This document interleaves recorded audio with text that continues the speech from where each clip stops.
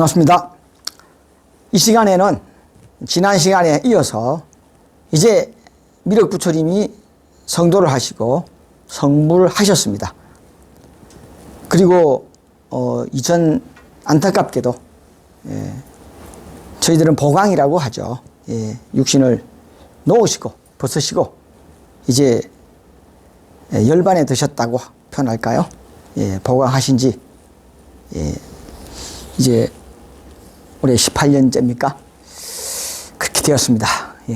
그래서 2004년 6월 19일 인간 몸을 벗으시고 보강하신 이후에 이제 우리가 가야 될 길에 대해서 어떻게 가야 미륵부처님의 뜻대로 살 수 있는 것인지 살펴보도록 하겠습니다. 극기성자가 되는 비결은 결국에는 최후까지 견디면서 최후 순간에 맡기는 겁니다. 배에 타기 위해서는 맡겨야 되죠. 수자가 길을 가다가 산불이 나서 막 도망치는데 코끼리가 쫓아오더랍니다. 그래서 코끼리가 쫓아오길래 막 도망가다가 이 나무로 기어 올라갔답니다. 그래서 보니까 밧줄이 있더래요.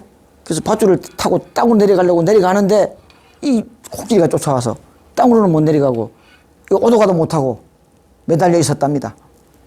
밑으로 더 내려가려니까 밑에 뱀이 우글우글하고 잡아먹으려고 악어도 있고 뱀도 있고 있더래요. 어쩔 수 없이 지금 붙들고 있는데 여기 흰지와 까만지가 교대로 나와가지고 이 낮과 밤이죠. 이 줄을 갉아먹더랍니다.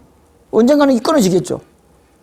그래서 이제 나 이제 곧 죽겠구나 하고 있는데 여기서 못이 끈적끈적한 게 얼굴에 떨어지더랍니다. 그래서 이거 먹어보니까 꿀이더래요. 그 꿀맛이 좋더래요. 그래서 그 꿀을 먹는 맛으로 고통을 잊고 그 꿀을 받아먹고 있었답니다. 이게 바로 인생이다. 지 죽을 줄도 모르고 언제 죽을 줄도 모르고 이 위험 속에 빠져서 달콤한 꿀맛에 젖어 있는 게 바로 인생이다 하는 표현으로 이런 야사가 있습니다. 이제 본문을 볼까요? 자, 사람들은 자신의 인생이 좋은 일로만 지속되기를 바라지만 평화와 행복을 얻기 위해서는 고통이 필요한 것입니다. 날씨도 1년 내내 맑은 날만 계속된다면 땅은 사막화 되어버린다고 하죠.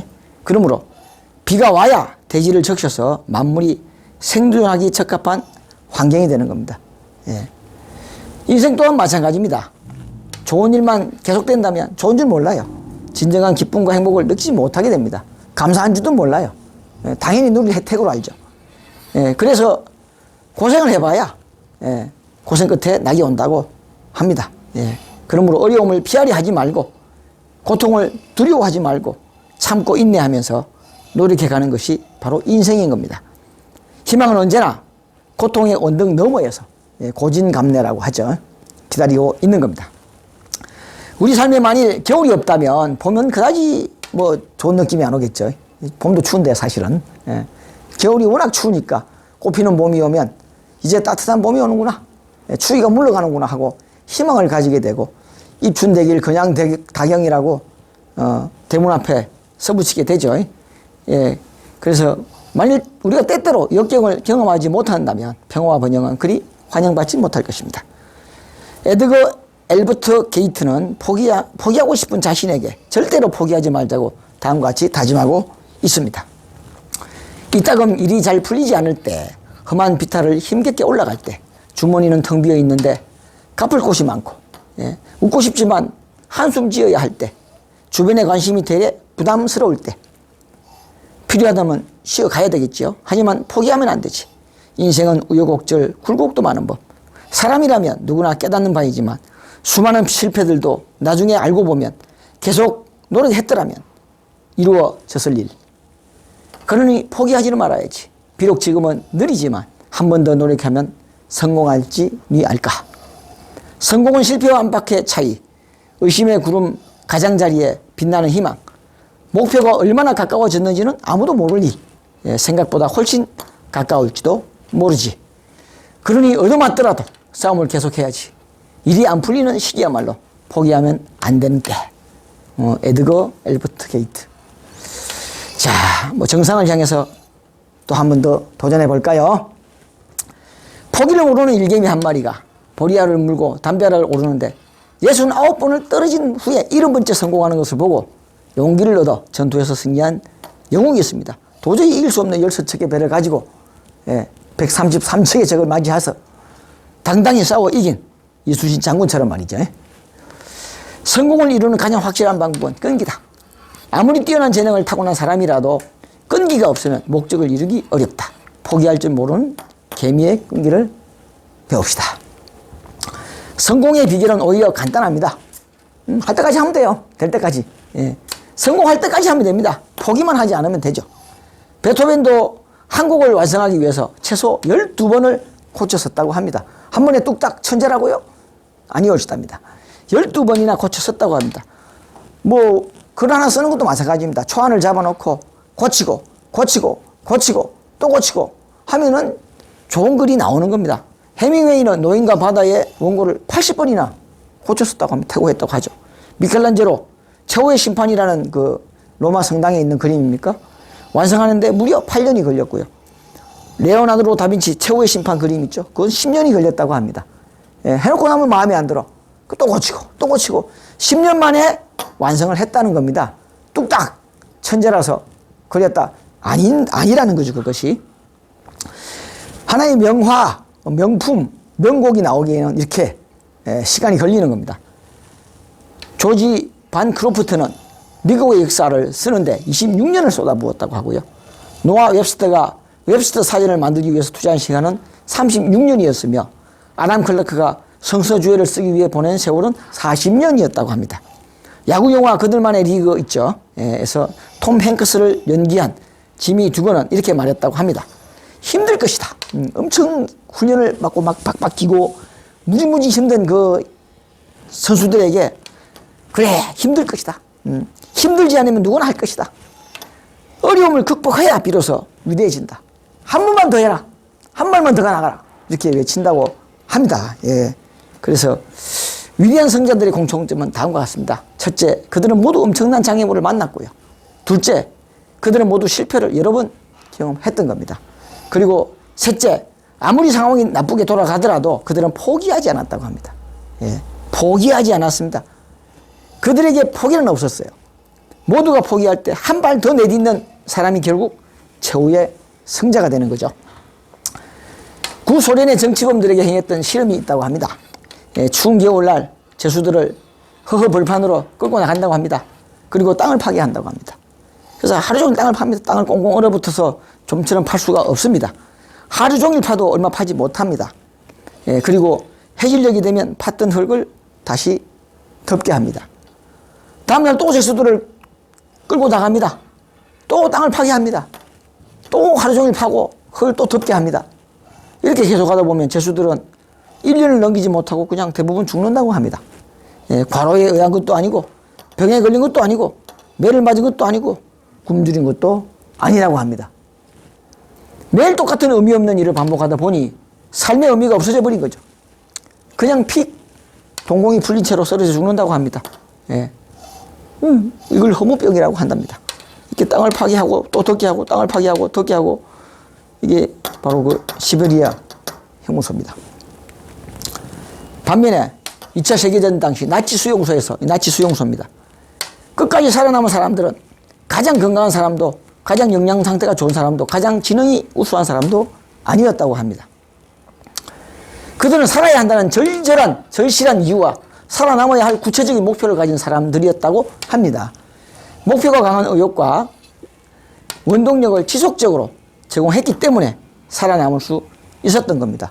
이건 가스실로 목욕을 하라 그러면서 옷 다 벗어라 해놓고는 가스실로 집어넣는 장면입니다. 목욕시켜준다고 옷 벗어라 해놓고는 가스실로 집어넣어서 몽땅 가스로 죽여버리는 겁니다. 참 지금 생각하면 공포지요. 총칼을 겨누고 있기 때문에 말을 안 들을 수가 없잖아요. 참 이 시대에 안 태어난 것만 해도 우린 복이죠. 지금 이 시대에 대한민국에 태어나 있는 나 자신을 생각하면 너무나 감사한 일입니다. 그것만으로도 감사해야 됩니다. 예. 내가 원해서 태어나지도 않았지만, 예. 이 시대에 태어나지 않았던 것만으로도 정말 우리의 선조들, 이 뭐 유태인이지만 물론, 예. 그렇습니다.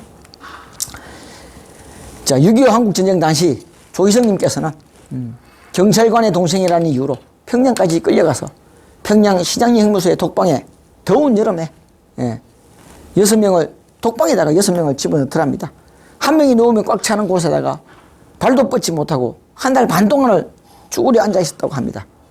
옆 사람이 쥐가 나서 경련을 일으켜서 주물러 주면 주물러 주는 사람도 같이 쥐가 나서 경련이 일어났다고 합니다. 그래서 주물러 줄 수가 없었다고 합니다. 밥은 하루에 한 끼를 밀을 삶아서 모래를 섞어서 주었다고 합니다. 그래서 모래를 골라서 이렇게 해가지고 뱉어내면은 긴 막대기로 때렸다고 합니다. 긴 막대기를 넣어가지고 때리면서 이 새끼들아 총알이 아까우니까 그냥 처먹고 맹장염 걸려서 되죠. 예, 이렇게 호통을 치면서 긴 막대기로 때렸다고 하죠.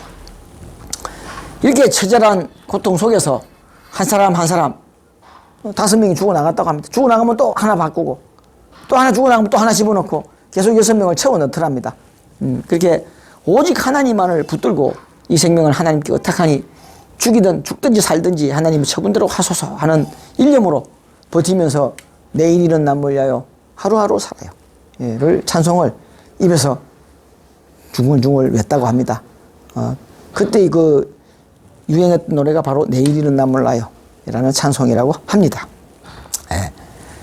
자, 이거는 그 신양리 형무소 대신에 거제도 포농수용소 전경을 궁금하실 분들이 많을 것 같아서 이분이 마지막에 대동군 치안대장을 하다가 빨갱이라는 누명을 쓰고 미군에게 다시 잡혀가지고 그 인천 방직공장을 거쳐서 거제도 수용소로 이렇게 오시게 됩니다. 근데 다 빨갱이 소굴에 집어넣어 놓은 거죠. 그래서 이게 막사고요. 이게 화장실인 것 같아요. 화장실이고 이게 이제 취사반, 취사반이고 이 울타리를 넘어서 탈출을 시도하시게 되죠. 그래서 울타리 바깥으로 이 뒤통수에 돌을 맞고 울타리 바깥으로 떨어지는 바람에 살아남았다고 합니다. 뭐 60수용소, 61수용소, 62수용소, 63수용소 뭐 그런 것 같습니다. 그래서 이게 바로 그 거제도 포로수용소의 모습입니다. 예. 보면 이게 의, 식, 주가 다 있죠. 주제가 뭐 옷, 밥도 주고 옷 입을 거. 그러니까 식, 주가 주제가 의식주인가 봅니다. 예. 자, 아우슈비츠 수용소에서 죽음의 문턱까지 갔던 정신과 의사 빅터 프랭클은 한 인간에게서 모든 것을 빼앗아갈 수는 있지만 어떠한 상황에 놓이더라도 삶에 대한 태도를 선택할 수 있는 것은 자유를 뺏어갈 것은 없다라고 발표했습니다. 삶이란 나에게 어떤 일이 생기는가가 아니라 내가 그 상황에 어떤 태도로 임하느냐에 따라 결정되는 것입니다. 그래서 이런 시가 있죠. 밤이 내게 덮쳐오고 어둠은 칠흑같이 검지만 불굴의 영혼을 내게 준 신에게 나는 감사하고 있다. 환경이 날 잔인하게 져버려도 난 위축되지 되거나 울지 않았다. 운명의 곤병이 날 내리쳐서 머리에서 피가 나도 난 굽히지 않았다. 이 세상의 저주와 파괴도 모자라 죽음의 위협이 저 멀리 보이지만 아무리 오랜 세월 겁준다 해도 나는 결코 두렵지 않을 것이다. 문이 아무리 좁아도 상관없고 처벌이 아무리 길어도 상관없다. 나는 내 인생의 주인이요 내 영혼의 선장이다. 헨리 시를 되새기면서 나 또한 어떤 상황에도 결코 삶의 끈을 놓지 않으리라고 굳게 다짐해 봅니다. 자, 이제 끝까지 참고 견뎌라 라는 주제로 보겠습니다.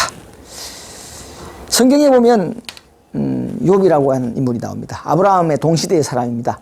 지금으로부터 거의 4,500년 전에 거했던 인물이죠. 이스라엘 족정 시대의 우스 땅에 욥이라는 사람이 있었는데 그는 신앙이 돈독하고 정직하여 하나님을 경외하며 악에서 떠난 사람이었습니다. 이를 시기한 사탄이 즉 마귀가 하루 동안에 욥의 재산을 모두 없애버리고 도둑이 들어서 막 자식 다 훔쳐가 버리고 천재지변에서 자식들이 다 죽어버립니다. 하루 만에. 그런 엄청난 일을 당하게 되죠. 하루 만에.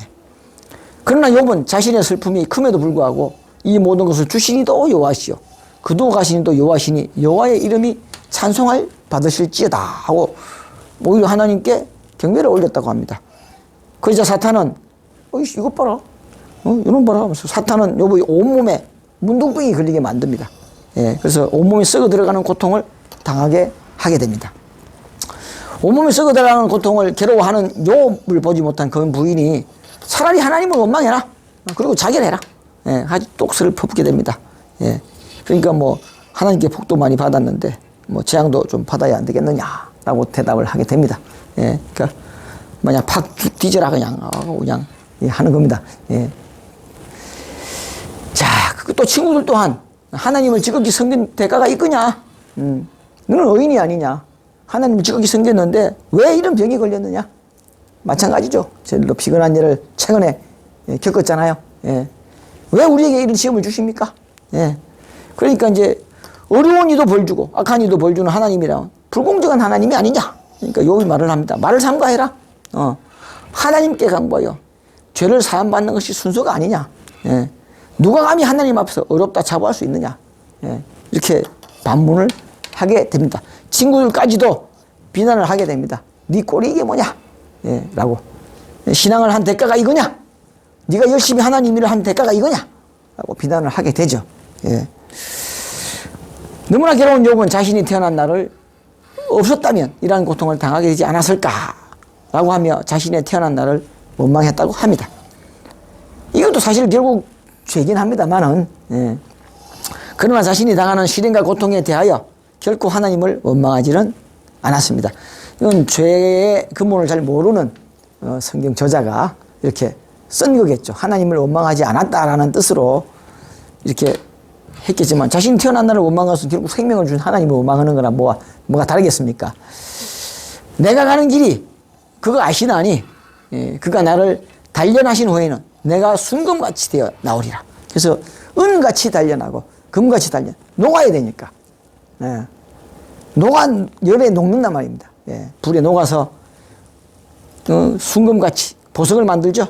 예. 귀한 내 발이 그의 걸음을 바로 따랐으며 내가 그의 길을 지켜 치우치지 아니하고 지켜서 그의 길을 지켜 치우치지 아니하였고 내가 그의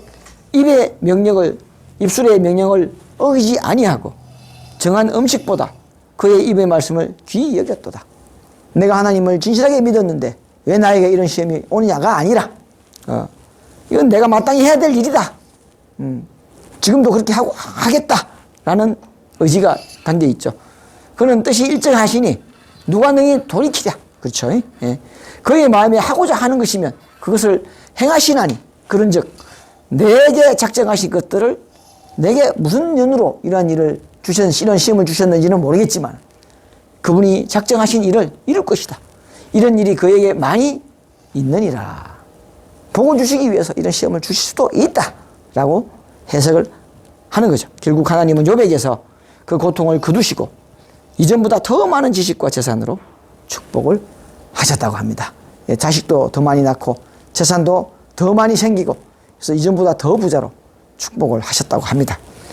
예, 오늘 사는 저희들이 본받아야 되는 대목이겠죠. 모든 일에는 끝까지 참고 견디는 자가 남들이 포기할 때 한 발 더 내딛는 자가 최후의 승자가 되는 법입니다.